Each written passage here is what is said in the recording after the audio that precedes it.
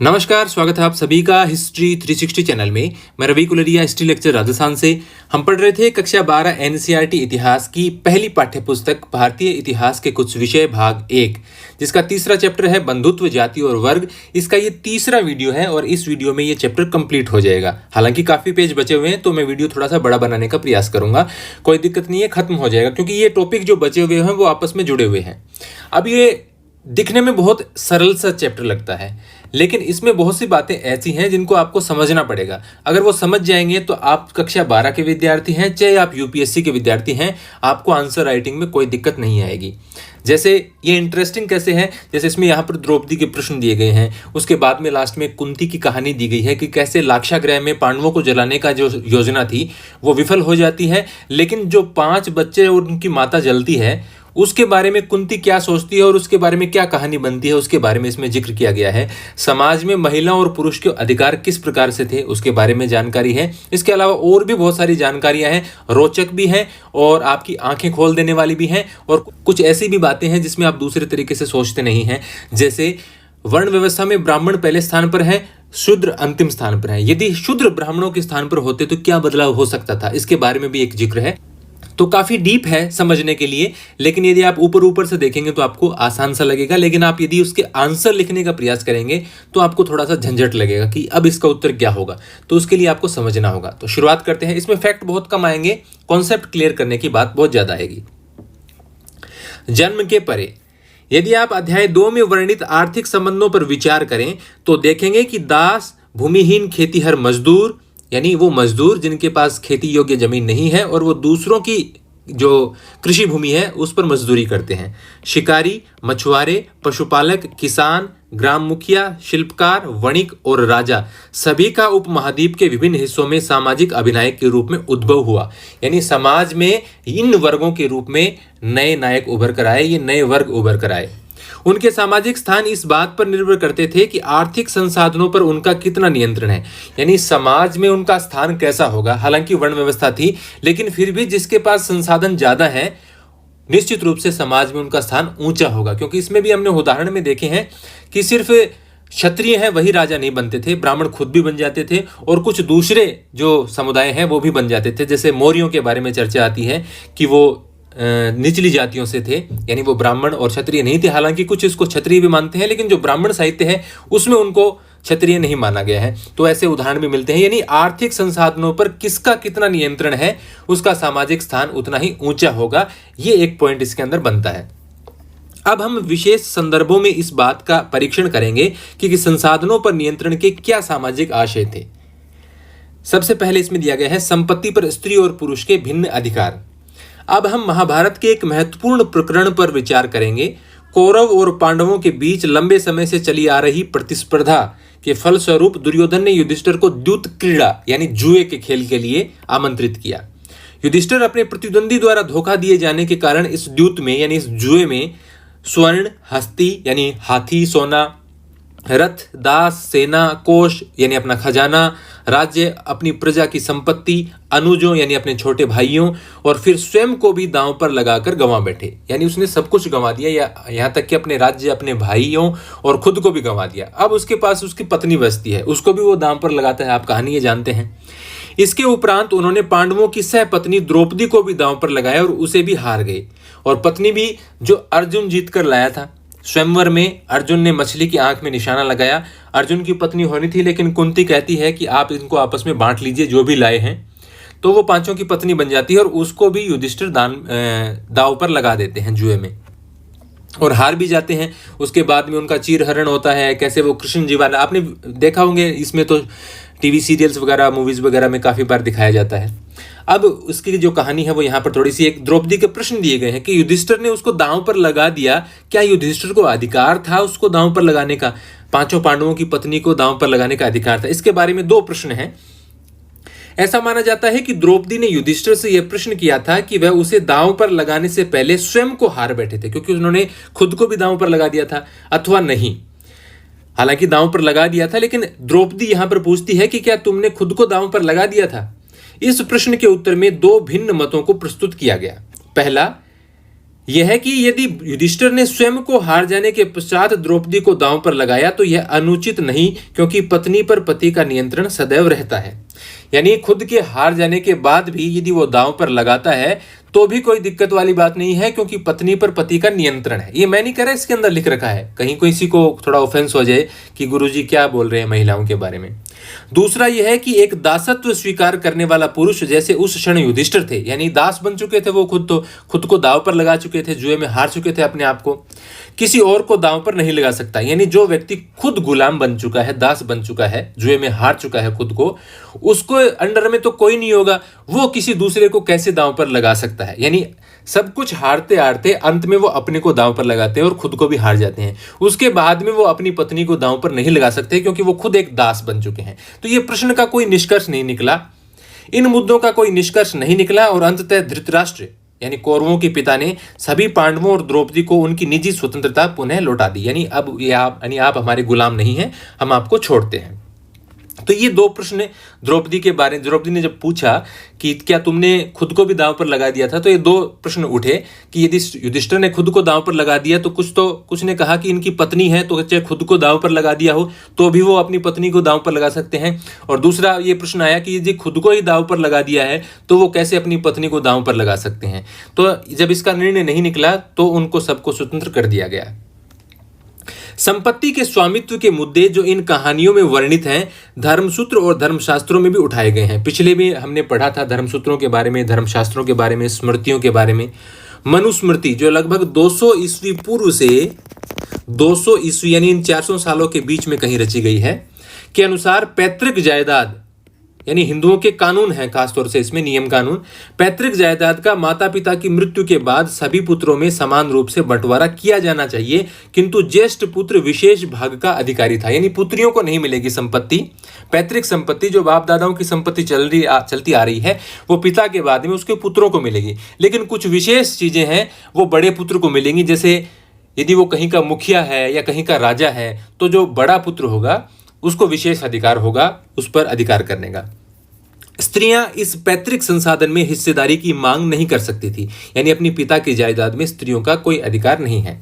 किंतु विवाह के समय मिले उपहारों पर स्त्रियों का स्वामित्व माना जाता था और इसे स्त्री धन की संज्ञा दी जाती थी। यानी विवाह के अवसर पर स्त्री को जो धन मिलता था, जो उपहार मिलते थे और जो पिता की तरफ से जो धन मिलता था वो स्त्री धन होता था और वो पत्नी के पास ही रहता था, उस पर पुरुष का अधिकार नहीं होता था, यानी उसके पति का होता ही नहीं था। यदि वो उसकी मृत्यु भी हो जाती थी तो उसके बाद में उसके बच्चों को वो मिलते थे, पति को स्त्री धन नहीं मिलता था की संज्ञा दी जाती थी। इस संपत्ति को उनकी संतान विरासत के रूप में प्राप्त कर सकती थी और इस पर उनके पति का कोई अधिकार नहीं होता था। यानी विवाह के समय स्त्री को जो धन मिलेगा, स्त्री धन, उस पर पति का अधिकार नहीं है, हालांकि उसके बाद में उसके बच्चों का अधिकार है। किंतु मनुस्मृति स्त्रियों को पति की आज्ञा के विरुद्ध पारिवारिक संपत्ति अथवा स्वयं अपने बहुमूल्य धन के गुप्त संचय के विरुद्ध भी चेतावनी देती है। यानी पत्नी अपने पति को बिना बताए किसी प्रकार के धन का संचय छुपाकर नहीं करेगी। अपने एक धनाढ्य वाकाटक महिषी का देखिए, वैसे तो मतलब भैंस होता है, लेकिन यहाँ महिषी है वो रानी है, प्रभावती गुप्त चंद्रगुप्त द्वितीय की बेटी और रुद्रसेन द्वितीय की पत्नी थी। वाकाटक नरेश रुद्रसेन द्वितीय की पत्नी थी। महिषी शब्द इस्तेमाल होता है एक मुख्य रानी के लिए, यानी जब राजा का अभिषेक होता है तो उसके पास जो रानी बैठती है वो महिषी कहलाती है, या उसको आप पटरानी कह सकते हो। तो महिषी प्रभावती गुप्त के बारे में पढ़ा है, यानी उसको विशेष स्थान प्राप्त था। रुद्रसेन द्वितीय के बाद में वो, क्योंकि उसके बेटे छोटे थे तो शासन वो संभालती है। तो ये एक उदाहरण है कि मैं इस महिला के पास अधिकार हैं। किंतु अधिकतर साक्ष्य, अभिलेखीय व साहित्यिक इस बात की ओर इशारा करते हैं, यानी अभिलेखों में और जो साहित्यिक कृतियां हैं उनमें ये लिखा गया है कि उच्च वर्ग की महिलाएं संसाधनों पर अपनी पैठ तो रखती थी, सामान्यतः भूमि, पशु और धन पर पुरुषों का ही नियंत्रण था। यानी कुछ उच्च वर्ग की महिलाओं के पास कुछ धन वगैरह, या जैसे कभी कभी वो शासन संभाल लेती थी अपवाद स्वरूप, लेकिन सामान्यतः जमीन पर, पशुओं पर और धन पर पुरुषों का ही अधिकार होता था। दूसरे शब्दों में स्त्री और पुरुष के बीच सामाजिक हैसियत की भिन्नता संसाधनों पर उनके नियंत्रण की भिन्नता की वजह से अधिक प्रखर हुई। यानी पुरुष और स्त्री के बीच में सामाजिक हैसियत पुरुष की ज्यादा है, स्त्री की कम है। क्यों कम है? क्योंकि पुरुष के पास संसाधन है, पैसा है, स्त्री को उसका अधिकार नहीं है। आगे बढ़ते हैं, काफी रोचक बातें इसमें चलेंगी। स्त्री और पुरुष किस प्रकार संपत्ति अर्जित कर सकते थे, यानी किस किस प्रकार से वो धन संपदा इकट्ठी कर सकते थे। पुरुष मनुस्मृति कहती है कि धन अर्जित करने के 7 तरीके हैं। विरासत यानी अपने बाप दादाओं की जो संपत्ति है वो उनको मिले। खोज, धन वो कहीं पर पालें खोज कर। खरीद लें, विजित करके यानी जीत कर जो धन जो वो लूट लें, या जो जीतने के बाद जिस राजा का धन है या कहीं और कबीलों का धन है वो जो प्राप्त करते हैं। निवेश करके यानी व्यापार में निवेश कर दिया, आप इसको इन्वेस्टमेंट बोल सकते हैं, इन्वेस्ट कर दिया, उससे जो फायदा होगा वो धन। कार्य द्वारा यानी जो कोई भी काम करेंगे उसके बदले में उनको जो सैलरी मिलेगी उसके द्वारा, या सज्जनों द्वारा दी गई भेंट को स्वीकार करिए। ये 7 तरीके से पुरुष धन अर्जित कर सकते हैं। महिलाओं को संपत्ति अर्जन करने के 6 तरीके बताए गए हैं। वैवाहिक अग्नि के सामने तथा वधुगमन के समय मिली भेंट, यानी जब विवाह समारोह होता है और जब वधु पति के घर की तरफ जाती है तो उस दौरान उनको जो भेंट मिलती है वो स्त्री का धन हो गया। स्नेह के प्रतीक के रूप में तथा भ्राता, माता और पिता द्वारा दिए गए उपहार, यानी प्रेम स्वरूप अपने भाई, माता और पिता द्वारा जो गिफ्ट उसको मिलते हैं। इसके अतिरिक्त परवर्ती काल में मिली भेंट, यानी उसके बाद भी, विवाह के बाद भी उसको कोई भेंट मिलती है तो वो उसका धन है। तथा वह सब कुछ जो अनुरागी पति से उसके प्राप्त हो, यानी प्रेम पूर्वक उसका पति जो भी उसको भेंट दे वो धन उसके पास हो सकता है। तो ये देखिए, आप अंतर देखिए स्त्री और पुरुष में और आप इस पर विचार कीजिए। स्त्री और पुरुष किस प्रकार धन प्राप्त कर सकते थे, इसकी तुलना कीजिए व अंतर भी स्पष्ट कीजिए। वर्ण और संपत्ति के अधिकार। 4 वर्ण और संपत्ति के अधिकार। ब्राह्मणीय ग्रंथों के अनुसार संपत्ति पर अधिकार का एक और आधार लैंगिक आधार के अतिरिक्त, अभी हमने जेंडर वाइज देखा कि पुरुषों को कितने अधिकार हैं, महिलाओं को कितने अधिकार हैं, तो संपत्ति पर अधिकार का एक और क्राइटेरिया है वर्ण। जैसा हमने पहले पढ़ा है कि शूद्रों के लिए एकमात्र जीविका ऐसी सेवा थी जिसमें हमेशा उनकी इच्छा शामिल नहीं होती थी, यानी शूद्रों के लिए काम ऐसे काम है उनकी इच्छा नहीं है, उनके लिए तो काम वो छोड़े गए हैं, और खास तौर से उनका काम ये है कि वो ऊपर वाले जो 3 द्विज हैं, ब्राह्मण, क्षत्रिय और वैश्य, उनकी सेवा करें। हालांकि 3 उच्च वर्णों के पुरुषों के लिए विभिन्न जीविकाओं की संभावना रहती थी, यानी अपने जीवन यापन के लिए वो क्या काम करके धन कमा सकते हैं। यदि इन सब विधानों को वास्तव में कार्यान्वित किया जाता तो ब्राह्मण और क्षत्रिय सबसे धनी व्यक्ति होते। यानी ये तो कागजी बातें हैं और लगभग मानी जाती हैं, लेकिन ऐसा नहीं था कि अक्षरशः इसकी पालना होती थी। यह तथ्य कुछ हद तक सामाजिक वास्तविकता से मेल खाता था। साहित्यिक परंपरा में पुरोहितों और राजाओं का वर्णन मिलता है, जिसमें राजा अधिकतर धनी चित्रित होते हैं। पुरोहित भी सामान्यतः धनी दर्शाए जाते हैं, लेकिन यदा कदा निर्धन ब्राह्मण का भी चित्रण मिलता है, गरीब ब्राह्मण का। हालांकि वैसे आप वर्ण व्यवस्था में देखेंगे तो पहले नंबर पर ब्राह्मण आते हैं, लेकिन फिर भी हमें जो पुराने टाइम की कहानियां हैं या अब भी कहानियां लिखी जाती हैं तो आपको गरीब ब्राह्मण का चित्रण मिलता है। यानी कहानियों में तो आप मोस्टली ये मानिए कि ब्राह्मण को गरीब ही दिखाया जाता है, तो ब्राह्मण भी गरीब होते थे।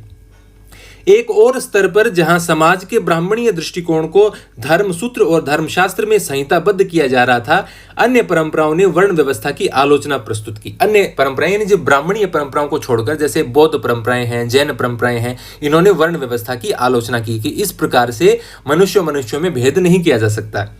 इनमें से सर्वविदित आलोचनाएं प्रारंभिक बौद्ध धर्म में लगभग 6ठी शताब्दी ईस्वी पूर्व से अध्याय 4 में विकसित हुई। अगला जो अध्याय आएगा उसमें हम बौद्ध धर्म के बारे में, जैन धर्म के बारे में पढ़ेंगे, तो उसमें मैं विस्तार से बता दूंगा। तो जब बौद्ध धर्म का विकास होता है तो ये आलोचनाएं, ब्राह्मणीय जो व्यवस्था है, जो 4 वर्णों वाली व्यवस्था है, इसकी आलोचनाएं वो करते हैं। बौद्धों ने इस बात को अंगीकार किया कि समाज में विषमता मौजूद थी, कि उस समय का जो समाज है उसके अंदर विषमता थी, यानी लोगों में भेदभाव था, संपत्ति के आधार पर भी, वर्ण के आधार पर भी। किंतु यह भेद न तो नैसर्गिक और न ही स्थायी, यानी प्राकृतिक नहीं है, जैसा कि पुरुष सूक्त में दर्शाया गया है कि वर्ण व्यवस्था तो है ईश्वर प्रदत्त है, यानी ईश्वर के द्वारा बनाई गई है। जब चंद्रमा बना, सूर्य बना, तभी ये वर्ण व्यवस्था बनी है। तो उसको स्थायी करने का प्रयास किया गया कि तो ये ईश्वर की मर्जी है। तो उन्होंने कहा कि ये कोई ईश्वर की मर्जी नहीं है और स्थायी भी नहीं है, इसको बदला भी जा सकता है। बौद्धों ने जन्म के आधार पर सामाजिक प्रतिष्ठा को अस्वीकार किया कि जन्म के आधार पर ही कोई व्यक्ति प्रतिष्ठित है, या उसकी मतलब दूसरे व्यक्ति सेवा करें, ब्राह्मणों की सेवा शूद्र करें या क्षत्रियों की सेवा में शूद्र रहें, तो इस प्रकार का ये भेदभाव बिल्कुल भी अस्वीकार उन्होंने किया बौद्ध धर्मों ने, कि ये बिल्कुल भी स्वीकार्य बात नहीं है कि जन्म के आधार पर किसी की सामाजिक प्रतिष्ठा कम है, किसी की सामाजिक प्रतिष्ठा ज्यादा है। आगे बढ़ते हैं। एक धनाढ्य शूद्र, ये देखिए एक अलग पर्सपेक्टिव आपको देखने को मिलेगा यहाँ पर। यह कहानी पाली भाषा के बौद्ध ग्रंथ मज्जिम निकाय से है, जो एक राजा अवंतीपुत्र और बुद्ध के अनुयायी कच्चन के बीच हुए संवाद का हिस्सा है। यानी एक राजा है अवंतीपुत्र और एक बुद्ध के अनुयायी हैं कच्चन, उनके बीच में जो बातचीत होती है। यद्यपि यह कहानी अक्षरशः सत्य नहीं थी, तथापि यह बौद्धों के वर्ण संबंधी रवैये को दर्शाती है। यानी है तो ये कहानी ही पूरी तरह सत्य न भी हो, लेकिन फिर भी बौद्ध दर्शन को मानने वाले थे, बौद्ध धर्म को मानने वाले थे, वो वर्ण व्यवस्था के बारे में क्या सोचते थे उसके बारे में बताया गया है। अवंतीपुत्र जो राजा है वो उसने कच्चन से पूछा कि ब्राह्मणों के इस मत के बारे में उनकी क्या राय है कि वे सर्वश्रेष्ठ है और अन्य जातियां निम्न कोटि की हैं। ब्राह्मण का वर्ण शुभ्र है, यानी उसका फेर है, साफ रंग है उसका, और अन्य जातियां काली हैं। केवल ब्राह्मण पवित्र हैं, अन्य नहीं। ब्राह्मण ब्रह्मा के पुत्र हैं, ब्रह्मा के मुख से जन्मे हैं, उनसे ही रचित हैं और ब्रह्मा के वंशज हैं। कि इसके बारे में आपकी क्या राय है, वो कच्चन से पूछते हैं राजा। कच्चन ने उत्तर दिया कि क्या यदि शूद्र धनी होता, दूसरा शूद्र अथवा क्षत्रिय या फिर ब्राह्मण अथवा वैश्य उससे विनीत स्वर में बात करता, कि यदि किसी शूद्र के पास बहुत सारा धन होता तो क्या तो दूसरा शूद्र व्यक्ति है जो गरीब है या कोई क्षत्रिय है या कोई ब्राह्मण है या वैश्य है, क्या उससे मतलब सम्मान देकर या विनीत स्वर में बात करता? अवंतीपुत्र ने प्रत्युत्तर का मतलब होता है रिप्लाई, जैसे आप करते हो ना मैसेज का रिप्लाई करते हो, तो प्रत्युत्तर में कहा कि यदि शूद्र के पास धन अथवा अनाज, स्वर्ण या फिर रजत होती तो वह दूसरे शूद्र को अपने आज्ञाकारी सेवक के रूप में प्राप्त कर सकता था, जो उससे पहले उठे और उसके बाद विश्राम करे, जो उसकी आज्ञा का पालन करे, विनीत वचन बोले, अथवा वह क्षत्रिय, ब्राह्मण या फिर वैश्य को भी आज्ञावाही सेवक बना सकता था। अवंतीपुत्र कहते हैं कि यदि आप जो प्रश्न उठा रहे हैं कि यदि शूद्र के पास धन होता तो वो दूसरे शूद्र को अपना सेवक बनाता, एक दास के रूप में रखता, उससे पहले उसको उठना पड़ता है, उसके बाद में सोता है, यानी उसकी सेवा करनी पड़ती। हो सकता है जो ब्राह्मण और क्षत्रिय हैं या वैश्य हैं वो भी उसकी सेवा में होते, उनको भी वो नौकरी पर रख लेता।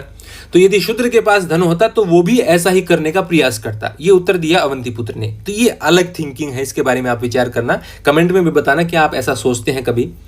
कच्चन ने पूछा यदि ऐसा है तो क्या फिर ये चारों वर्ण एकदम समान नहीं है? कच्चन ने कहा कि यदि शूद्र के पास धन होता या शासन में उनकी भागीदारी होती, शासन के उच्च पदों पर वो होते, तो क्या वो ब्राह्मणों, क्षत्रियों, वैश्यों और दूसरे शूद्रों को अपनी सेवा में नहीं रखते? तो उन्होंने कहा कि चारों ही वर्ण एक जैसे हैं, लेकिन जिसके पास संसाधन है, जिसके पास शक्ति है, वो दूसरों को अपनी सेवा में रखेगा। ये सामान्य नियम वो बता रहे हैं। अवंतीपुत्र ने यह स्वीकार किया कि इस आधार पर चारों वर्णों में कोई भेद नहीं है। हालांकि विवाद का विषय है, लेकिन दोनों तरफ की बातें हमें जाननी चाहिए। हमारा किसी प्रकार का कोई विवादित टॉपिक छेड़ने का या इस प्रकार की बात करने का, जो हल्के स्तर की बातें होती हैं फेसबुक, व्हाट्सएप पर, इस प्रकार की हमारी बात करने का कोई भी मुद्दा नहीं है। कोई ऐसा कमेंट भी करेगा तो मैं डिलीट कर दूंगा। सामान्य बात रखिए, आप समाज में किस प्रकार की स्थितियां थी, आप उसके बारे में क्या सोचते हैं, क्योंकि प्रश्न जब आप लिखेंगे तो आपको दोनों प्रकार के दृष्टिकोण पता होना चाहिए, तभी आप अच्छा आंसर लिख सकते हैं। चाहे 12th के विद्यार्थी हो, चाहे आप किसी बड़ी से बड़ी यूपीएससी की परीक्षा की तैयारी कर रहे हो, आपको दोनों तरफ की जानकारियां होनी जरूरी है। एक वैकल्पिक सामाजिक रूपरेखा, संपत्ति में भागीदारी। अभी तक हम उन परिस्थितियों का परीक्षण करते रहे हैं जहां लोग अपनी संपत्ति के आधार पर सामाजिक प्रतिष्ठा का दावा करते थे या फिर उन्हें वह स्थिति प्रदान की जाती थी, यानी धन के आधार पर, उनकी संपत्ति कितनी है उसके आधार पर। किंतु समाज में अन्य संभावनाएं भी थी। वह स्थिति जहां दानशील आदमी का सम्मान किया जाता था तथा कृपण व्यक्ति, यानी बहुत ही लोभी टाइप का व्यक्ति है, लालची व्यक्ति है, अथवा वह जो स्वयं अपने लिए संपत्ति संग्रह करता था, घृणा का पात्र होता था। यानी सिर्फ धन इकट्ठा होने के आधार पर ही नहीं, दान देने वाले को सम्मान ज्यादा दिया जाता था, और जो कंजूस टाइप का होता था उसको सम्मानित व्यक्ति नहीं माना जाता था। प्राचीन तमिलकम एक ऐसा ही क्षेत्र था। तमिलकम जहां चेर, चोल, पांड्य राजवंश थे, आप चित्र में देख सकते हैं, नक्शे में आपको दिखा देता हूं, उसको एरिया को तमिलकम बोला जाता था। एक ऐसा ही क्षेत्र था जहां उपरोक्त आदर्शों को संजोया जाता था, यानी दान देने की महत्ता मानी जाती थी कि जो दान देता है वो सम्मानित है। जैसा हमने पहले पढ़ा अध्याय 2 में, इस क्षेत्र में 2000 वर्ष पहले अनेक सरदारियां थी। सरदारियां, मैंने आपको उसके बारे में बताया था कि चोल, चेर, पांड्य है, उसमें सरदार वाला सिस्टम था शुरुआत में। हालांकि बाद में उसमें भी किंगशिप आ गई, यानी राजाओं वाला सिस्टम हो गया। पहले व्यक्तियों के समूह में से एक व्यक्ति चुना जाता था, तो वो उतना महत्वपूर्ण नहीं होता था जितना राजा होता है, और या राजा की तरह टैक्स लेने वाला सिस्टम नहीं होता था। वो उसको भेंट देते थे, जो सरदार होता है उसको भेंट देते थे, उसके आधार पर वो शासन चलाता था। ये सरदार अपनी प्रशंसा गाने वाले चारण और कवियों के आश्रयदाता होते थे। यानी ये जो सरदार हैं वो ऐसे व्यक्तियों को आश्रय देते थे जो मतलब इतिहास को लिख सकें, कविताएं लिख सकें, साहित्य लिख सकें, इस प्रकार के लोगों को। तमिल भाषा के संगम साहित्यिक संग्रह में, संगम काल में जो साहित्य रचा गया तमिल भाषा में, संगम साहित्य उसको बोलते हैं, में सामाजिक और आर्थिक संबंधों का अच्छा चित्रण है और इस ओर इंगित करता है कि हालांकि, आगे बढ़ते हैं हम, धनी और निर्धन के बीच विषमताएं थी, जिन लोगों का संसाधनों पर नियंत्रण था उनसे यह अपेक्षा की जाती थी कि वे मिल बांटकर उसका उपयोग करेंगे। तमिल साहित्य में लिखा गया है कि हालांकि धनी व्यक्ति थे, गरीब व्यक्ति थे, उनमें विषमताएं भी बहुत थी, बहुत भेदभाव था, लेकिन फिर भी जिन लोगों के पास संसाधन ज़्यादा हैं, धन ज़्यादा है, उनसे यह उम्मीद की जाती थी कि वो मिल बांटकर उसका उपयोग करेंगे, यानी जो गरीब हैं उनको भी उसका कुछ हिस्सा जरूर देंगे। निर्धन दानी सरदार, ये थोड़ा सा अलग टाइप का है, आप समझेंगे, थोड़ा सा ध्यान देंगे समझ जाएंगे। यह रचना पुर्नानुरु से उद्धृत है, जो तमिल संगम साहित्य लगभग प्रथम शताब्दी ईस्वी की एक पद्यावली है, पद्य में लिखी गई है। ये गद्य और पद्य तो शायद आप जानते होंगे। इस रचना में एक चारण अपने आश्रयदाता का चित्रण अन्य कवियों के समक्ष इस भांति कर रहा है। जो चारण है, जो इतिहास लिखते हैं या कविताएं लिखते हैं, अपने राजा के सम्मान में प्रशस्तियां लिखते हैं, तो जिसने उसको आश्रय दिया है, उस चारण को, उस सरदार के बारे में वो कुछ इस प्रकार की बातें कह रहा है। उसके पास हर रोज दूसरों पर खर्चा करने के लिए धन नहीं है, यानी सरदार के पास इतना धन नहीं है, किंतु वह इतना ओछा भी नहीं है कि यह कहकर कि मेरे पास कुछ नहीं है दान देने से मना कर दे। हालांकि उसके पास रोज देने के लिए पैसा नहीं है, लेकिन फिर भी वो अपने मन में इतना ओछा नहीं है कि वो बिल्कुल ही मना कर दे कि मेरे पास तो कुछ भी नहीं है। वह इरंतई एक स्थान में रहता है, इरंतई नामक स्थान पर, और दान प्रिय है। वह चारणों की क्षुधा का शत्रु है। क्षुधा का शत्रु यानी चारणों, यदि चारण भूखे हैं तो वो उनके लिए कुछ भी करेगा। क्षुधा का मतलब भूख। यदि चारण जो उसके दरबार में रहते हैं, यदि वो भूखे हैं तो वो उस भूख का शत्रु है, उस भूख के लिए वो कुछ भी करने को तैयार होगा। कैसे? यदि तुम अपनी गरीबी को समाप्त करना चाहो तो मेरे साथ आओ, तुम सभी चारण जिनके होठ इतने दक्ष हैं, यानी जो इस प्रकार की बातें, कविता लिख सकते हैं, सरदार के बारे में कुछ कह सकते हैं, वो मेरे साथ आओ। यदि हम उससे प्रार्थना करेंगे और अपनी भूख से क्षीण हुई पसलियां उसे दिखाएंगे तो वह अपने गांव के लोहार के पास जाएगा और उस सक्षम हाथ वाले से कहेगा, मुझे युद्ध के लिए एक लंबा भाला तैयार कर दो, एक ऐसा भाला जिसका सीधा फलक हो। यानी यदि हम उसके पास जाएंगे और हम अपना शरीर दिखाएंगे कि हमारा शरीर कैसे जर्जर हो रहा है भूख के कारण, तो वो लोहार के पास जाएगा और उससे हथियार तैयार करवाएगा और कहीं ना कहीं आक्रमण करेगा और हमारे लिए भोजन की व्यवस्था करेगा। तो ये चारण एक आश्रयदाता के बारे में कह रहा है कि वो दयालु है और दानवीर है और हमारे भूख के लिए कुछ ना कुछ जरूर करेगा। चारण ने सरदार को दानी बताने के लिए किस तरह के दांव पेच अपनाए, धन अर्जित करने के लिए सरदार को क्या करना होता था जिससे वह उसका कुछ अंश चारण को दे सके। जैसे एक संभावना तो यहां नजर आ रही है कि वो दूसरे स्थानों पर या दूसरे कबीलों पर आक्रमण कर दे और वहां से धन लेकर आए। यहां एक चित्र दिया गया है, उसके बारे में देख लेते हैं। एक सरदार और उसका अनुयायी, पत्थर की मूर्ति, अमरावती आंध्र प्रदेश, लगभग दूसरी शताब्दी ईस्वी की एक मूर्ति यहां पर दे रखी। आगे बढ़ते हैं। सामाजिक विषमताओं की व्याख्या, समाज में जो विषमताएं थी उसकी व्याख्या यहां पर की गई है। एक सामाजिक अनुबंध। बौद्धों ने समाज में फैली विषमताओं के संदर्भ में एक अलग अवधारणा प्रस्तुत की। साथ ही समाज में फैले अंतर्विरोधों को नियमित करने के लिए जिन संसाधनों की आवश्यकता थी उस पर भी अपना दृष्टिकोण सामने रखा। सुत्त पिटक नामक ग्रंथ में, 3 पिटक हैं, त्रिपिटक आप जानते हैं, सुत्त पिटक, विनय पिटक, अभिधम पिटक बौद्ध धर्म के ग्रंथ हैं। एक मिथक वर्णित है उसमें। एक मिथ का मतलब है जो उसके बारे में मान्यता तो है लेकिन सच्चाई है कि नहीं है वो नहीं हम जानते हम, जो यह बताता है कि प्रारंभ में मानव पूर्णतया विकसित नहीं थे, वनस्पति जगत भी अविकसित था, सभी जीव शांति के एक निर्बाध लोक में रहते थे और प्रकृति से उतना ही ग्रहण करते थे जितनी एक समय के भोजन की आवश्यकता होती थी। यानी ये बताते हैं, जैसे हम मानव के विकास की प्रक्रिया को देखते हैं उसमें बताते हैं कि पहले मनुष्य जानवरों की तरह ही रहता था और सिर्फ अपना भोजन इकट्ठा करके खाता था। संग्रह करना इस प्रकार की ज़्यादा प्रवृत्तियां उसके पास नहीं होती थी, खेती करना या अपना मकान बनाना इस प्रकार की बातें नहीं होती थी। तो उन्होंने कहा कि एक वो सभी जीव शांति के एक निर्बाध लोक में रहते थे, ऐसे ही जानवर रहते थे, ऐसे ही मनुष्य रहते थे और मनुष्य उतना ही ग्रहण करता था जितनी एक टाइम के भोजन के लिए उसको आवश्यकता थी। किंतु यह व्यवस्था क्रमशः पतनशील हुई है, यानी इस व्यवस्था का पतन हो गया है। मनुष्य अधिकाधिक लालची, प्रतिहिंसक और कपटी हो गए हैं। इस स्थिति में उन्होंने विचार किया कि क्या हम एक ऐसे मनुष्य का चयन करें जो उचित बात पर क्रोधित हो, जिसकी प्रताड़ना की जानी चाहिए उसको प्रताड़ित करे और जिसे निष्कासित किया जाना हो उसे निष्कासित करे। बदले में हम उसे चावल का अंश देंगे। सब लोगों द्वारा चुने जाने के कारण उसे महासम्मत की उपाधि प्राप्त होगी।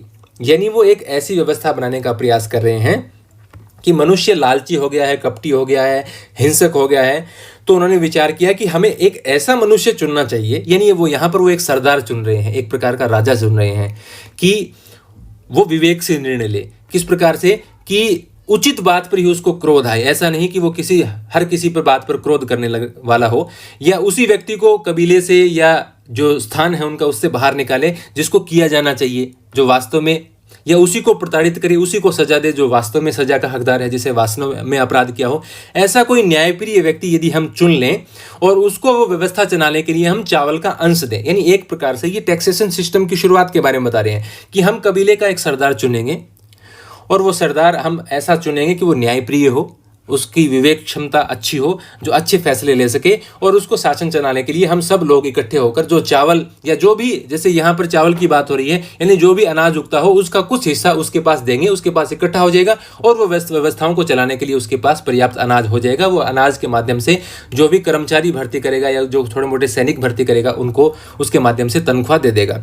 तो ऐसे एक व्यक्ति के चुनाव की वो बात कर रहे हैं और उसको कहते हैं कि हम महासम्मत की उपाधि दे देंगे। इससे यह ज्ञात होता है कि राजा का पद लोगों द्वारा चुने जाने पर निर्भर करता था।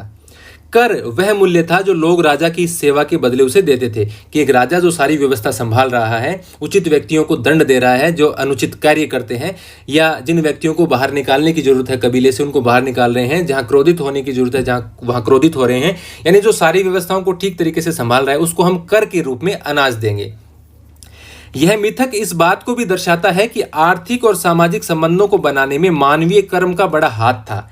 इसके कुछ और आशय भी हैं, इसके कुछ और भी मतलब हैं।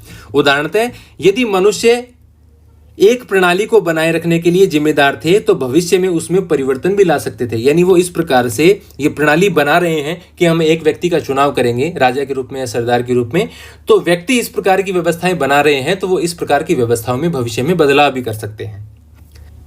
आगे है साहित्यिक स्रोतों का इस्तेमाल, इतिहासकार और महाभारत। अब कुछ ऐसी महत्वपूर्ण बातें भी आएंगी कि उनको आप समझने का प्रयास करेंगे तो आपको बहुत सी बातें इतिहास में समझ में आने लगेंगी। यदि आप इस अध्याय के स्रोतों की ओर गौर करें तो आप पाएंगे कि इतिहासकार किसी ग्रंथ का विश्लेषण करते समय अनेक पहलुओं पर विचार करते हैं तथा इस बात का परीक्षण करते हैं कि ग्रंथ किस भाषा में लिखा गया है। अभी आप समझेंगे इस बात को कि पाली, प्राकृत अथवा तमिल जो आम लोगों द्वारा बोली जाती थी, अथवा संस्कृत जो विशिष्ट रूप से पुरोहितों और खास वर्ग द्वारा प्रयोग में लाई जाती थी। इतिहासकार ग्रंथ के प्रकार पर भी ध्यान देते हैं, यानी एक तो वो भाषा देखते हैं कि यदि संस्कृत में लिखी गई है तो ज़्यादातर संभावना यही है कि वो जो उच्च वर्ग के लोग हैं, जो ब्राह्मण हैं, उन्होंने इसकी रचनाएं की हैं, या जो पाली, प्राकृत या तमिल में लिखी हैं तो सामान्य लोगों की भाषाओं में रचना की हैं, तो उसके रचनाकार दूसरे भी हो सकते हैं, या जो ऐसे ग्रंथ हैं जो आमतौर पर लोगों द्वारा पढ़े जाते थे, तो उससे एक खास तौर से ध्यान दिया जाता है। क्या ये ग्रंथ मंत्र थे जो अनुष्ठानकर्ताओं द्वारा पढ़े और उच्चारित किए जाते थे, अथवा ये कथा ग्रंथ थे जिन्हें लोग पढ़ और सुन सकते थे तथा दिलचस्प होने पर उन्हें दोबारा सुनाया जा सकता था। यानी जो ग्रंथ है वो किस प्रकार का है कि मंत्रों वाला है जो पुरोहितों द्वारा अनुष्ठान संपन्न करवाने के लिए, यज्ञ वगैरह करवाने के लिए काम में लिए जाते थे, या ऐसे ग्रंथ हैं जिसमें कथाएं दी गई हैं जो सामान्य लोग भी पढ़ते थे या उसको सुनना पसंद करते थे। इसके अलावा इतिहासकार लेखकों के बारे में भी जानने का प्रयास करते हैं जिनके दृष्टिकोण और विचारों ने ग्रंथों को रूप दिया, कि किसने लिखा है, उसका मोटिव क्या हो सकता है, क्या वो निष्पक्ष रूप से लिख पा रहा है या नहीं आ पा रहा है, या उसके पीछे कोई स्वार्थ छिपा हुआ है जिसके लिए वो लिख रहा है। इन ग्रंथों के श्रोताओं को भी इतिहासकार परीक्षण करते हैं, क्योंकि लेखकों ने अपनी रचना करते समय श्रोताओं की अभिरुचि पर ध्यान दिया होगा कि इसको कौन सुनेगा या इसको कौन पढ़ेगा। इतिहासकार ग्रंथ के संभावित संकलन या रचनाकाल और उसकी रचना भूमि का भी विश्लेषण करते हैं कि वो कब रचा गया है, किस काल में रचा गया है। इन सब मुद्दों का जायजा लेने के बाद ही इतिहासकार किसी भी ग्रंथ की विषय वस्तु का इतिहास के पुनर्निर्माण के लिए इस्तेमाल करते हैं। यानी वो घटना ऐतिहासिक रूप से कितनी सत्य हो सकती है, उसके लिए इन सब बातों का विचार करने के बाद में ही वो ऐतिहासिक पुस्तकों में उसको शामिल करते हैं। महाभारत जैसे विशाल और जटिल ग्रंथ के संदर्भ में आप कल्पना कर सकते हैं कि यह कार्य कितना कठिन होगा, कि उसमें से क्या सही हो सकता है, क्या गलत हो सकता है, क्या वास्तव में समाज में ऐसा था या नहीं होता। तो इस प्रकार की बातों के लिए बहुत कठिन है, क्योंकि अभी बाद का जो स्वरूप देखेंगे, पहले तो 8,800 श्लोक थे, बाद में वो 1 लाख से भी अधिक श्लोक हो गए थे। तो इतने बड़े ग्रंथ को विवेचना करना एक मुश्किल काम था। भाषा एवं विषय वस्तु। अब हम ग्रंथ की भाषा की ओर देखते हैं। महाभारत का जो पाठ हम इस्तेमाल कर रहे हैं वह संस्कृत में है। जो महाभारत मूल महाभारत मानी जाती है वह संस्कृत भाषा में है। यद्यपि अन्य भाषाओं में भी इसके संस्करण मिलते हैं, अन्य भाषा में भी इनकी महाभारत लिखी गई है, उसके अलग संस्करण मिलते हैं। जो मैंने आपको पहले वीडियो में भी रामायण और महाभारत के बारे में बताया था, इसके कौन कौन से संस्करण हैं। किंतु महाभारत में प्रयुक्त संस्कृत वेदों अथवा प्रशस्तियों की संस्कृत से कहीं अधिक सरल है। जो महाभारत में संस्कृत प्रयुक्त की गई है वो वेदों या प्रशस्ति, जैसे हमने पिछले चैप्टर में पढ़ा था, राजा की गुणगान के लिए या उसके जो महत्वपूर्ण जीवन की घटनाएं हैं, उसकी जो विजय हैं, उसका सम्मान करने के लिए, उसके आदर में लिखने के लिए प्रशस्तियां लिखी जाती थी, पत्थरों पर खुदवाई जाती थी। तो जो वेदों और प्रशस्तियों में जो संस्कृत भाषा है उसकी तुलना में महाभारत में जो संस्कृत भाषा है वो आसान है, सरल है। अतः यह संभव है कि इस ग्रंथ को व्यापक स्तर पर समझा जाता था। यानी चूंकि महाभारत में भाषा सरल है तो इसका मतलब ज्यादा लोग उसको समझ पाएंगे। यदि भाषा जटिल होगी तो निश्चित रूप से उच्च वर्ग के कुछ संभ्रांत लोग, जिसको अच्छी संस्कृत आती है, वो ही समझ पाते होंगे। लेकिन इसकी भाषा आसान है। इतिहासकार इस ग्रंथ की विषय वस्तु को दो मुख्य शीर्षकों, आख्यान तथा उपदेशात्मक के अंतर्गत रखते हैं। कि इसमें दो प्रकार की बातें, एक तो आख्यान है यानी कहानियों का संग्रह है, जो कहानी चलती है उत्तरोत्तर, उसके बारे में जानकारी है, और जो दूसरी बातें हैं वो उपदेशात्मक, जिसमें सीख दी गई है। जैसे इसी का एक अंश है जो श्री कृष्ण की भगवत गीता, जो अर्जुन को वो उपदेश देते हैं, ऐसी उपदेशात्मक बातें भी हैं। आख्यान में कहानियों का संग्रह और उपदेशात्मक भाग में सामाजिक आचार विचार के मानदंडों का चित्रण है कि एक व्यक्ति को समाज में किस प्रकार का व्यवहार करना चाहिए, सामाजिक व्यवहार के क्या मानदंड होने चाहिए। किंतु यह विभाजन पूरी तरह अपने में एकांकी नहीं है। देखिए, वैसे तो एकांकी का मतलब आपने कहानी सुना होगा, नाटक, एकांकी, कहानी, इसके बारे में यदि आपने नहीं सुना होगा, एकांकी होता है जैसे इंग्लिश में आता था वन एक्ट प्ले, यानी जिसमें एक ही दृश्य में पात्र सब कुछ कह देते हैं और वो पूरा प्ले खत्म हो जाता है, उसको एकांकी बोलते हैं। लेकिन उसके लिए यहाँ पर एकांकी शब्द इस्तेमाल नहीं किया गया है। यहाँ वाटर टाइट, अंग्रेजी में आप शब्द कह सकते हैं उसके लिए, कि पूरी तरह से ऐसा नहीं है कि कहानियों वाले संग्रह में कहानियां हैं और उपदेश वाले में सिर्फ उपदेश हैं। कुछ जगह ऐसी भी हैं जहां उपदेशात्मक अंशों में भी कहानियां होती हैं और बहुधा आख्यानों में भी समाज के लिए एक सबक निहित रहता है। यानी महाभारत के अंदर दो हिस्से बार बार आते हैं, एक बार आख्यान चलता है, कहानियां आती हैं, फिर उसके बारे में उपदेशात्मक बातें हैं। लेकिन ऐसा नहीं है कि उपदेशों में कोई कहानी नहीं है या कहानियों में कोई उपदेश नहीं है। कहानियों के अंदर भी उपदेश छुपे हुए हैं और जहां उपदेश दिए जा रहे हैं वहां भी हमें कहीं कहीं कहानियां देखने को मिलती हैं। अधिकतर इतिहासकार इस बात पर एकमत हैं कि महाभारत वस्तुतः एक भाग में नाटकीय कथानक था, जिसमें उपदेशात्मक अंश बाद में जोड़े गए हैं। कि एक नाटक के रूप में इसकी रचना की गई है, घटनाओं को दर्शाया गया है और वो कहानी पूरी बताई गई है। लेकिन जो उपदेश देने वाले जो अंश हैं वो इसमें बाद के कालों में जोड़े गए हैं। क्योंकि हमने पढ़ा है कि जो महाभारत और रामायण की रचना है वो लगभग 800 से 1000 सालों में हुई है।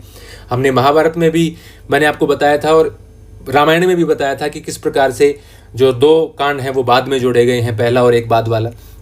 तो इनकी रचना कोई एक समय में नहीं हुई है। बाद जो अब हम महाभारत और रामायण पढ़ते हैं उसमें कई सालों में काफी बातें जोड़ दी गई थी। अब इसमें नीचे एक चित्र दिया गया है। श्री कृष्ण अर्जुन को उपदेश देते हुए महाभारत का सबसे महत्वपूर्ण उपदेशात्मक भगवत गीता है। महत्वपूर्ण उपदेश जैसे मैंने आपको बताया था, जो भगवत गीता है, श्री कृष्ण जो बोलते हैं, जो उपदेश देते हैं अर्जुन को, जहां कुरुक्षेत्र की युद्ध भूमि में श्री कृष्ण अर्जुन को उपदेश देते हैं। इस दृश्य को चित्रों और मूर्तिकला में कई बार दर्शाया गया है। इस चित्र का काल 18वीं शताब्दी है। ये जो चित्र बनाया गया नहीं तो 18वीं शताब्दी का, महाभारत का काल तो काफी पहले का है। आगे बढ़ते हैं। आरंभिक संस्कृत परंपरा में महाभारत को इतिहास की श्रेणी में रखा गया है। संस्कृत परंपरा में बताया गया है कि ये जो घटनाएं हैं वो बिल्कुल अक्षर से हुई थी, यानी इसमें काल्पनिक कुछ भी नहीं है। कौन बता रहे हैं? जो संस्कृत परंपरा में, जो ब्राह्मणीय परंपरा में जो ग्रंथ लिखे गए उनमें हमेशा इसको ऐतिहासिक माना गया कि इतिहास में जो महाभारत की जो घटनाएं दर्ज की गई हैं वो सारी घटनाएं घटित हुई थी। इस शब्द का अर्थ था ऐसा ही था। इतिहास का जो शाब्दिक अर्थ होता है इसका मतलब है ऐसा ही था, ऐसा ही घटित हुआ था। क्या महाभारत में सचमुच में हुए किसी युद्ध का स्मरण किया जा रहा था? इस बारे में हम निश्चित रूप से कुछ नहीं कह सकते। कुछ इतिहासकारों का मानना है कि स्वजनों के बीच हुए युद्ध की स्मृति ही महाभारत का मुख्य कथानक है। अन्य इस बात की ओर इंगित करते हैं कि हमें युद्ध की पुष्टि किसी और साक्ष्य से नहीं होती। यानी कुछ इतिहासकार मानते हैं कि ऐसा महाभारत का युद्ध तो हुआ होगा, दो परिवारों के बीच में, परिवार के लोगों के बीच में ही सत्ता प्राप्त करने के लिए इस प्रकार का कोई युद्ध हुआ होगा, और जो बहुत सारी घटनाएं हैं वो उसमें बाद में जोड़ दी गई, उस उस युद्ध की घटना के आसपास में एक पूरा कथानक तैयार कर दिया गया। कुछ इस पर और इशारा करते हैं कि ऐसे किसी युद्ध के अवशेष या इसके बारे में इतिहास में कोई जानकारी हमें नहीं मिलती है, ऐसा युद्ध शायद नहीं हुआ हो। तो कुछ ऐसे भी विचार हैं, हम सभी तरह के विचार पढ़ेंगे। लेखक, एक या कई और तिथियां, महाभारत के बारे में बातचीत है। यहाँ नीचे बताया भी गया है, जैसे देखिए गणेश जी की फोटो दी गई है। और परंपरा के अनुसार व्यास ने इस ग्रंथ को श्री गणेश को लिखवाया। यह चित्र महाभारत के फारसी अनुवाद लगभग 1740-50 से लिया गया है। जो फारसी में महाभारत का अनुवाद हुआ उसके अंदर, उस ग्रंथ के अंदर यह चित्र बनाया गया है। तो इसके बारे में तो हो सकता है आपने पढ़ा भी होगा कि जब वेद व्यास ने इसकी रचना की बात शुरू की तो उन्होंने गणेश जी से संपर्क किया कि आप इसको लिखिए, मैं आपको निर्देशित करूंगा, यानी मैं बोलूंगा आप लिख देना। तो गणेश जी तैयार हो गए और उन्होंने कहा कि लिख तो मैं दूंगा, लेकिन एक शर्त है कि मेरी कलम रुकनी नहीं चाहिए। तो वेद व्यास ने कहा कि ठीक है, मैं आपकी बात मानने को तैयार हूं, लेकिन आप तभी लिखेंगे जब आपको समझ में आता हो। यानी जो मैं लाइन बोलूंगा यदि आपको समझ में आ गई तो आप तुरंत लिख दें, नहीं आप उसको सोचें, उसको समझने के बाद लिखें। क्योंकि वेद व्यास भी ये विचार कर रहे थे कि लगातार तो इतनी बड़ी जो कथानक है मैं बोल नहीं पाऊंगा, तो इसलिए मैं कुछ कठिन शब्द बोलूंगा, तो इसको समझने का प्रयास करेंगे, इतने बारे में मैं आगे की पंक्तियां सोच लूंगा। तो ये कुछ बातें हैं, सच्चाई न सच्चाई आप जाने, आप कमेंट में लिखें, लेकिन सौम्य तरीके से। जिसने भी गलत कमेंट किया मैं उसको हटा दूंगा। यह ग्रंथ किसने लिखा? अभी हमने जैसे पढ़ा कि वेद व्यास ने निर्देशित किया और गणेश जी ने इसको लिपिबद्ध किया। इस प्रश्न के कई उत्तर हैं। संभवतः मूल कथा के रचयिता भाट सारथी थे, जिन्हें सूत कहा जाता था, यानी जो दरबारी होते थे चारण टाइप, उन्होंने इसको लिखा होगा। ये क्षत्रिय योद्धाओं के साथ युद्ध क्षेत्र में जाते थे और उनकी विजय व उपलब्धियों के बारे में कविताएं लिखते थे। इन रचनाओं का प्रेषण मौखिक रूप में हुआ। 5वीं शताब्दी ईस्वी पूर्व से ब्राह्मणों ने इस कथा परंपरा पर अपना अधिकार कर लिया और इसे लिखा। यानी ये अनुमान लगाया जाता है कि एक साम्राज्य के अंदर इस प्रकार की घटनाएं हुई होंगी, कोई ऐसा युद्ध हुआ होगा, उसके बारे में वहां के जो दरबारी कवि वगैरह उन्होंने कुछ लिख दिया होगा। बाद में ब्राह्मणों ने इसको अपना लिया और इसके कथानक में बहुत सारी बातें जोड़ दी होंगी। यह वह काल था जब कुरु और पांचाल, जिनके इर्द गिर्द महाभारत की कथा घूमती है, मात्र सरदारी से राजतंत्र के रूप में उभर रहे थे। यानी पूरी तरह से किंगशिप वाला मॉडल नहीं था, सरदारी वाला मॉडल था। ये किंगशिप और सरदारी वाला मॉडल मैं पिछले चैप्टर में आपको समझा चुका हूं। क्या नए राजा अपने इतिहास को अधिक नियमित रूप से लिखना चाहते थे?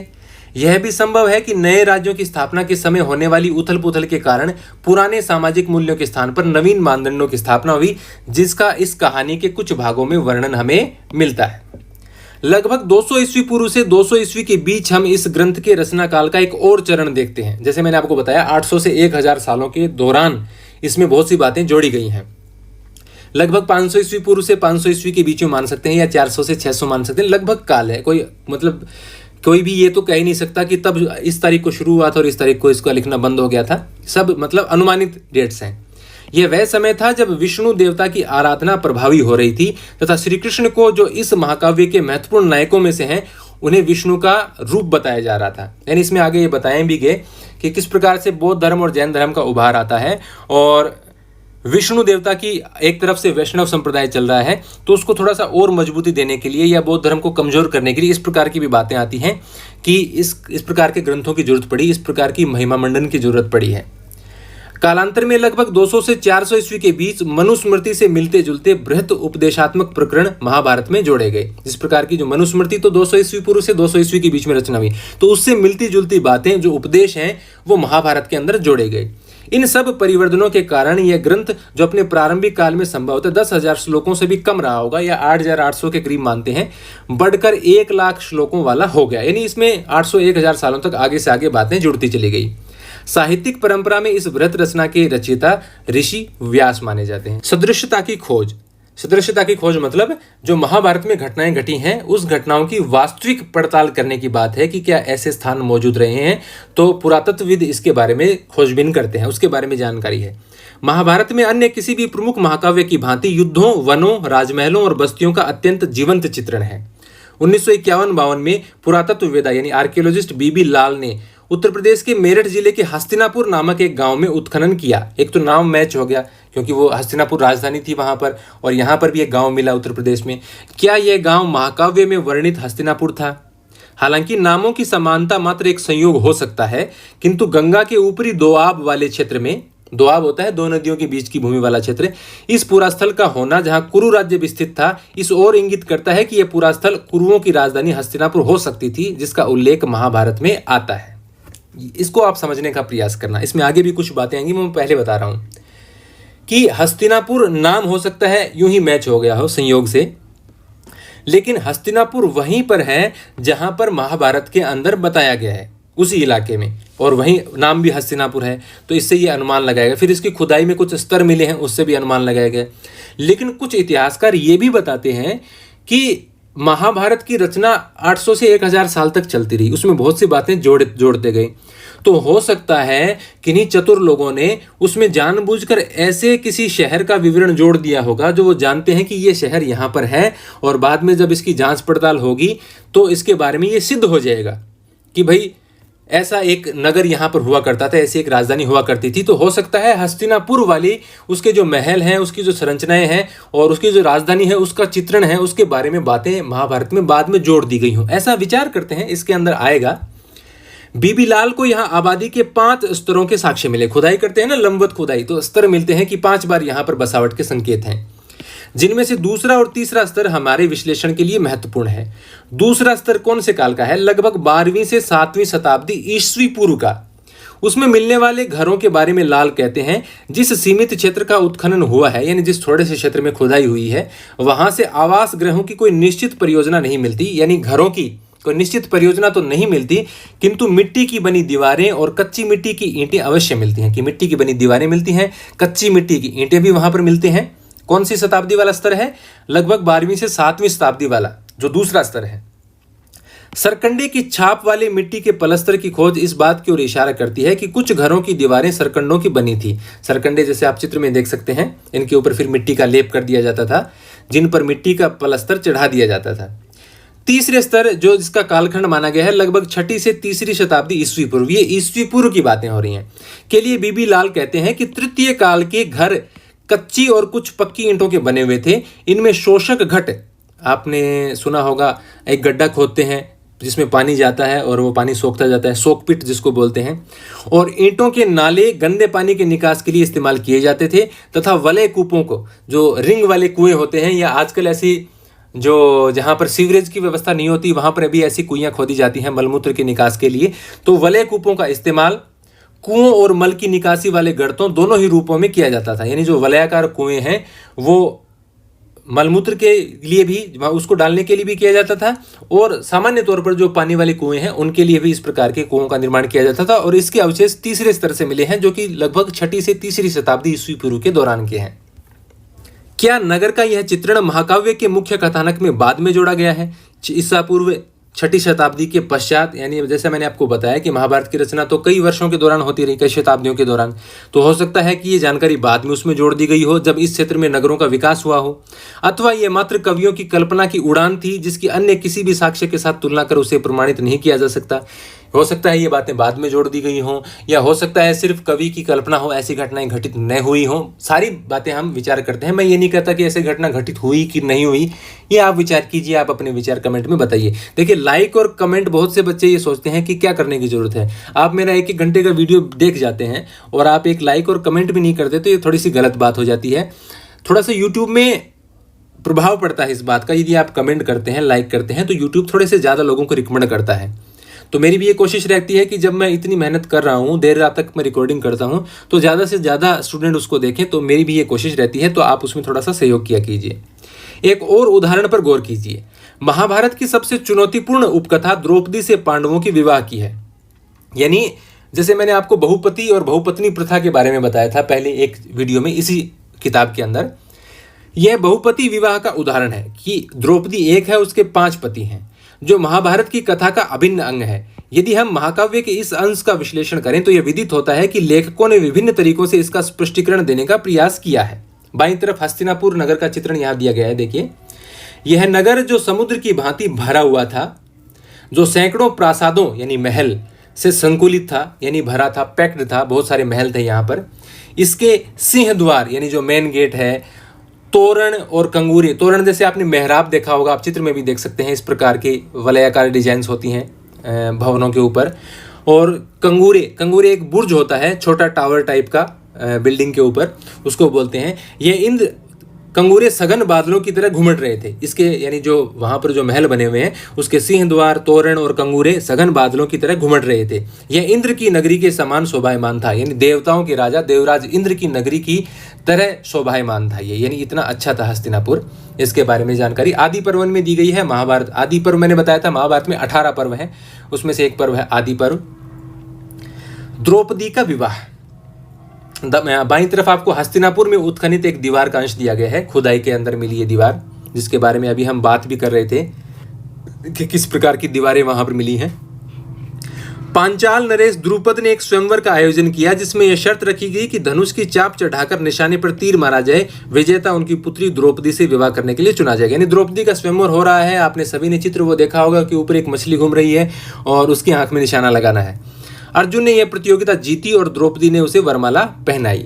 यानी उस समय वो वनवास पर होते हैं और वो ब्राह्मणों के वेश में वहां जाते हैं और अंत में जब अर्जुन की बारी आती है तो वो मछली की आंख में निशाना लगा देता है। पांडव उसे लेकर अपनी माता कुंती के पास गए, जिन्होंने बिना देखे ही उन्हें लाई गई वस्तु को आपस में बांट लेने को कहा। पांडवों ने कहा कि देखिए माँ, हम क्या लेकर आए हैं, तो उन्होंने सोचा कि भिक्षा के लिए गए थे, जो भी लाए हैं वो आपस में बांट लीजिए। जब कुंती ने द्रौपदी को देखा तो उन्हें अपनी भूल का एहसास हुआ, किंतु उनकी आज्ञा की अवहेलना नहीं की जा सकती थी। बहुत सोच विचार के बाद युधिष्ठिर ने यह निर्णय लिया कि द्रौपदी उन पांचों की पत्नी होगी। इसके बारे में कुछ और जस्टिफिकेशन भी यहाँ पर आपको देखने को मिलेंगे कि युधिष्ठिर ने कहा कि माँ की बात हम कभी नहीं टालते, तो ये बात भी हम नहीं टालेंगे, हम पांचों इससे विवाह करेंगे। हालांकि उसको स्वयंवर में विजित करने का काम अर्जुन ने किया था। तो द्रुपद जो द्रौपदी के पिता हैं, उन्होंने कहा कि मैंने तो अर्जुन के साथ मेरी बेटी को भेजा था, उस व्यक्ति के साथ भेजा था, तो 5 व्यक्तियों के साथ इसका कैसे विवाह हो सकता है। किंतु ऋषि व्यास, महर्षि वेद व्यास ने उन्हें इस तथ्य से अवगत कराया कि पांडव वास्तव में इंद्र के अवतार थे और उनकी पत्नी ने ही द्रौपदी के रूप में जन्म लिया था, अतः नियति ने ही उन सबका साथ निश्चित कर दिया था। 2 बातें यहाँ पर हैं। दूसरी बात भी है कि महर्षि व्यास द्रुपद को कहते हैं कि इंद्र के अवतार हैं ये, और इंद्र की जो पत्नी है पिछले जन्म की, उसी ने द्रौपदी के रूप में जन्म लिया है, तो इस जन्म में भी वो पांडवों की पत्नी होगी। दूसरी बात, व्यास ने यह भी बताया कि एक बार एक युवा स्त्री ने पति प्राप्ति के लिए शिव की आराधना की थी, तपस्या की थी शिवजी भगवान की, और उत्साह के अतिरेक में एक के बजाय 5 बार पति प्राप्त करने का वर मांग लिया। यानी उन्होंने वचन ले लिया शिवजी से कि मेरे 5 पति हों। इसी स्त्री ने द्रौपदी के रूप में जन्म लिया तथा शिव ने उसकी प्रार्थना को परिपूर्ण किया है। उसने कहा कि मुझे अगले जन्म में मेरे 5 पति हों, तो उसकी जो इच्छा है वो भगवान शिव ने पूरी की है। इन कहानियों से संतुष्ट होकर द्रुपद ने इस विवाह के प्रति अपनी सहमति प्रदान कर दी कि ठीक है, द्रौपदी 5 पांडवों की पत्नी होगी। आपको क्यों लगता है कि लेखकों ने एक ही प्रकरण के लिए 3 स्पष्टीकरण प्रस्तुत किए हैं? आप विचार कीजिए कौन कौन से स्पष्टीकरण है इसके अंदर। आगे बढ़ते हैं। वर्तमान इतिहासकारों का यह सुझाव है कि लेखकों द्वारा बहुपति विवाह संबंध का चित्रण इस बात की ओर इंगित करता है कि संभवतः यह प्रथा शासकों के विशिष्ट वर्ग में किसी काल में मौजूद थी, कि किसी काल के दौरान हो सकता है कि शासकों के किसी वर्ग में बहुपति वाली प्रथा मौजूद हो सकती है। किंतु साथ ही इस प्रकरण के विभिन्न स्पष्टीकरण इस बात को भी व्यंजित करते हैं कि समय के साथ बहुपति प्रथा उन ब्राह्मणों में अमान्य हो गई जिन्होंने कई शताब्दियों के दौरान इस ग्रंथ को पुनर्निर्मित किया। यानी ब्राह्मण इस ग्रंथ को बार बार लिखते रहे और 5 पांडवों की एक पत्नी है, यानी बहुपति वाली प्रथा। लेकिन वही प्रथा ब्राह्मण ग्रंथों में यदि आप देखने का प्रयास करेंगे तो इस प्रकार की प्रथा को मान्यता नहीं दी गई है।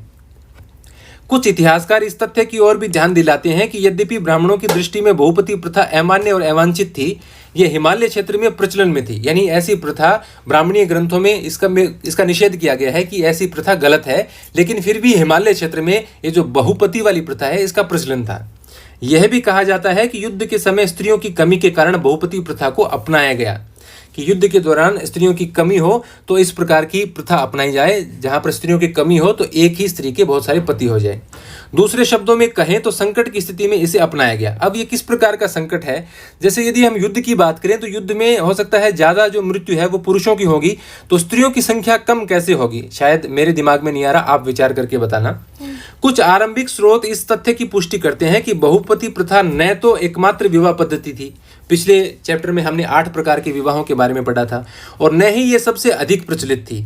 फिर क्यों इस ग्रंथ के रचनाकारों ने इस प्रथा को महाभारत के प्रमुख पात्रों के साथ अभिन्न रूप से जोड़कर देखा कि यह बहुत ज्यादा प्रचलित प्रथा तो बिल्कुल भी नहीं थी, लेकिन फिर भी एक इतना इंपॉर्टेंट ग्रंथ जो ब्राह्मणीय व्यवस्था की महत्वपूर्ण 2 ग्रंथों में से एक में आता है, तो उसके मुख्य पात्र पांडव हैं और उनके लिए बहुपति प्रथा के बारे में इस प्रकार की बातें क्यों लिखी गई हैं। यहाँ जो इस प्रकार के जो कथन दे रहे हैं वो उस प्रकार के इतिहासकार हैं जो इसकी ऐतिहासिक सत्यता के बारे में संदेह करते हैं कि इतिहास में ऐसी घटना नहीं हुई है, तो यदि काव्यात्मक रूप में या एक नाटक के रूप में इसका मंचन किया गया है, इसको लिखा गया है, तो उस नाटक में इस प्रकार की घटना क्यों लिखी गई जहां पर मुख्य पात्रों की एक ही पत्नी है। हमें यह बात ध्यान में रखनी चाहिए कि सृजनात्मक साहित्य की अपनी कथा संबंधी जरूरतें होती हैं जो हमेशा समाज में मौजूद वास्तविकताओं को नहीं दर्शाती। यानी यहाँ ये कह रहे हैं कि काल्पनिक यदि रचनाएं हैं तो उसमें जरूरी नहीं कि वही बातें लिखी जाए जो समाज में घटित हो रही हो। कवि की अपनी, जो लेखक है उसकी अपनी कल्पना हो सकती है और उसके आधार पर वो कुछ भी कल्पना कर सकता है। वो 5 व्यक्तियों की एक पत्नी भी बता सकता है, वो 20 व्यक्तियों की भी एक पत्नी बता सकता है। और दूसरी तरफ इतिहासकार ये मानने वाले तो हैं ही कि ये वास्तव में ऐसी घटनाएं हुई थी। एक गतिशील ग्रंथ। महाभारत का विकास संस्कृत के पाठ के साथ ही समाप्त नहीं हो गया। जो संस्कृत में महाभारत का जो विवरण हमें मिलता है, जो महाभारत लिखी गई है, उसके साथ ही समाप्त नहीं हो गया। इसके बाद की भी बहुत सारी कथाएं चलती हैं। इसके बारे में एक कथा भी आएगी। शताब्दियों से इस महाकाव्य के अनेक पाठांतर भिन्न भिन्न भाषाओं में लिखे गए। ये सब उस संवाद को दर्शाते थे जो इनके लेखकों, अन्य लोगों और समुदायों के बीच कायम हुए। यानी इसकी घटनाओं को लेकर, इसके पात्रों को लेकर, इसके बाद की घटनाओं के लेकर जो बातचीत हुई उसके बारे में। अनेक कहानियां जिनका उद्भव एक क्षेत्र विशेष में हुआ और जिनका खास लोगों के बीच प्रसार हुआ, वे सब इस महाकाव्य में समाहित कर ली गई। यानी हमने देखा कि 8,800 श्लोक से और 1 लाख श्लोकों तक बात चली गई है, तो बहुत सी बातें जो चर्चा में आई वो इसमें जोड़ते चले गए। साथ ही इस महाकाव्य की मुख्य कथा की अनेक पुनर्व्याख्याएं की गई हैं। जो मुख्य कथा है उसकी अलग अलग तरीके से लोगों ने व्याख्याएं की हैं, उसके बारे में टीकाएं लिखी हैं। इसके प्रसंगों को मूर्तिकला और चित्रों में भी दर्शाया गया है। इस महाकाव्य ने नाटकों और नृत्य कलाओं के लिए भी विषय वस्तु प्रदान की। यानी इस पर बहुत सारी नृत्य कलाएं और नाटक भी रचे गए। इस महाकाव्य की पुनर्व्याख्याओं में मुख्य कथा वस्तु को बहुत ही सृजनात्मक ढंग से प्रस्तुत किया गया है। जो बार बार अलग तरीके से व्याख्याएं की गई हैं उसमें बहुत कुछ नया सोचा गया है। हम ऐसे ही एक उदाहरण का उल्लेख करते हैं। महाभारत के एक प्रसंग का रूपांतरण समसामयिक बांग्ला लेखिका महाश्वेता देवी ने किया है, जो शोषण के विरुद्ध अपनी आवाज उठाने के लिए प्रसिद्ध हैं। इस उदाहरण में उन्होंने महाभारत की जो कुंती वाली कथा है उसको लेकर वो चलती हैं।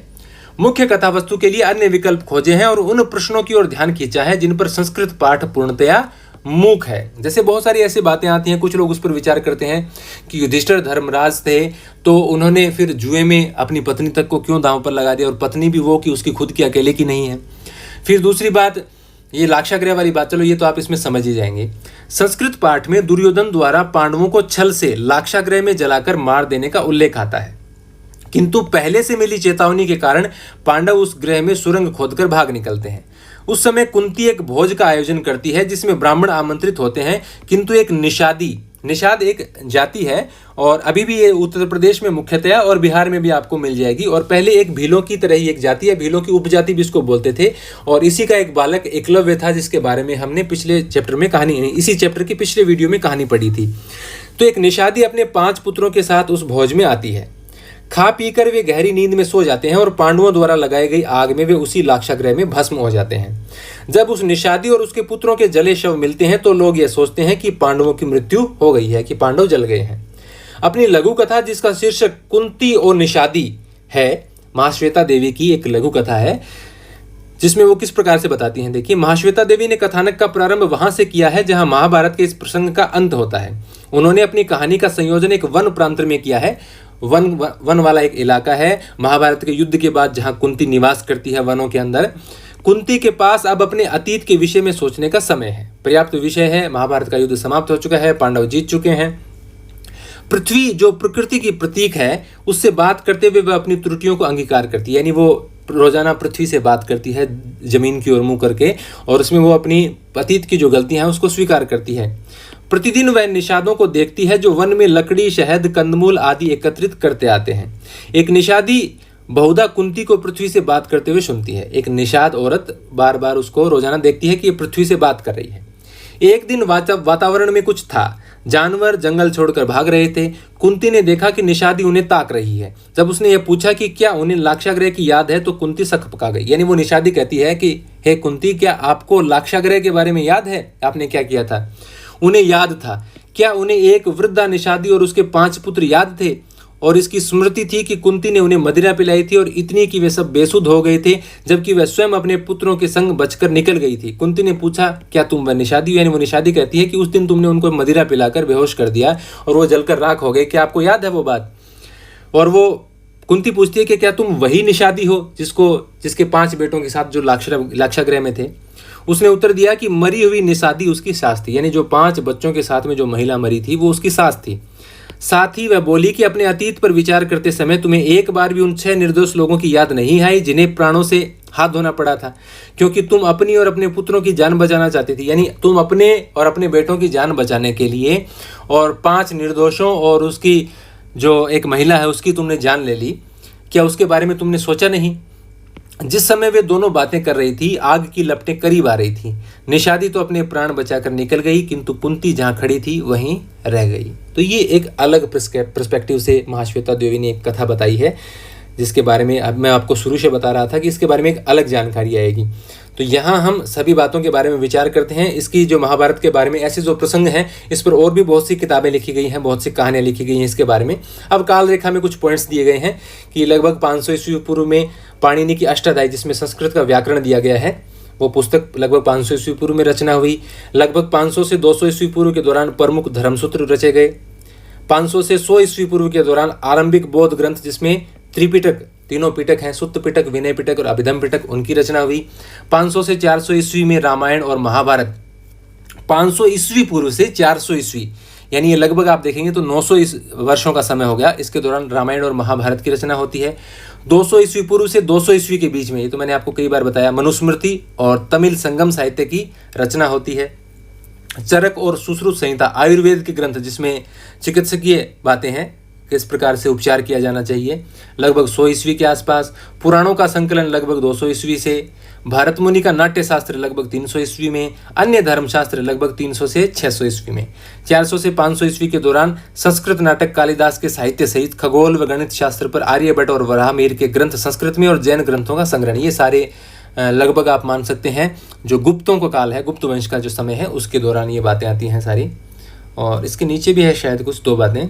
1919 से 66, ये जो 47 वर्ष का समय है, जो चैप्टर के शुरू में हमने देखा था कि महाभारत का समालोचनात्मक जितने भी उनके संस्करण हैं उन सब के बारे में अध्ययन करते हुए वो बातें शामिल की। पहले तो कि जो सभी संस्करणों में समान थी, और वो बातें छोटे अक्षरों में दर्ज की गई नीचे, जिसके बारे में मतभेद था, यानी जो सभी संस्करणों में समान नहीं थी, जो 47 वर्षों में तैयार हुआ। 1973 में J.A.B. वैन ब्यूटेनेन द्वारा समालोचनात्मक संस्करण का अंग्रेजी अनुवाद आरंभ किया गया, लेकिन 1978 में उनकी मृत्यु के बाद यह परियोजना अधूरी रह गई।